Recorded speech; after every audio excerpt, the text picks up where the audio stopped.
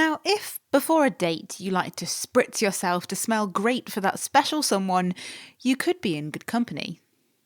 Recently, scientists in Japan have published a paper looking at ring-tailed lemurs who might be doing a similar thing.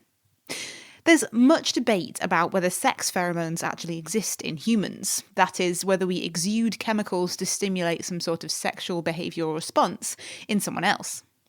But could this be what's happening in our distant primate cousins? And what could this mean for us humans? Primate expert Jacob Dunn, who wasn't involved in the study and is from Anglia Ruskin University here in Cambridge, told me, Katie Haler, about the findings. They were trying to understand whether male ring-tailed lemurs use smells that they produce in their body and they rub into their tail to try and attract females. Really interestingly, what the males do is that they change their smell and time it so that they become particularly attractive to the females during the breeding season, where females are much more likely to be able to get pregnant. So they become smellier, and according to the human researchers, start to smell more flowery, a bit like a perfume. They showed by the behaviour of the females that this actually attracts them more to the smell. How did they actually do this research? They use real ring-tailed lemurs, but in captivity, not in the wild. And some of the experiments they do, they're trying to present the animals with different smells and seeing how often and for how long they go along and sniff these different smells. But then from the males, they were taking from special glands that they have on their wrists, produces tiny amounts of a little liquid.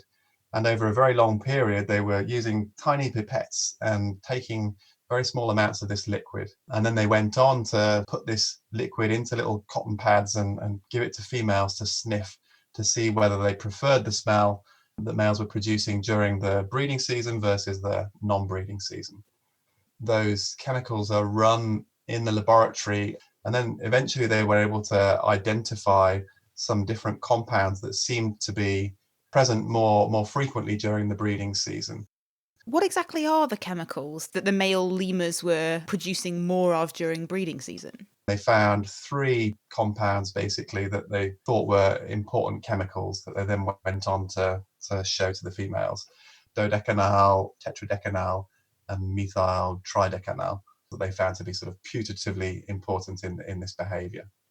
They're not necessarily saying we've proven this, they're just saying what we demonstrate is in line with these chemicals being important. What's the significance of this? Has this got anything to do with the idea of sex pheromones? In principle, yeah, this is really exciting because it could have something to do with the idea of sex pheromones. And we know that this happens a lot in other animals, particularly in insects. We know a lot less about it in mammals, particularly in primates, we know very little about it. The difficulty comes in actually whether we want to use the word pheromone or not. In this paper, they show that females sniff males more often during the breeding season and that these chemicals seem to be really interesting to the females. But that's only kind of hinting towards the fact that this is something to do with sex and reproduction. And what they don't look at is how other males respond behaviourally, because it could be that this smell is something to do with behaviour, but not necessarily a direct influence on reproduction. From what I understand, the idea of humans releasing a sort of sexy pheromone to attract other humans is a pretty controversial theory. Is that right? Does this tell us anything about human behaviour? It could potentially tell us something about human behaviour, but I think we're a long way off it actually telling us something. The whole area of whether humans use sex pheromones, whether we have pheromones, is slightly contentious. I think probably most experts would say there's no reason to think that we don't, because we think that several mammals do. In some cases, we know more.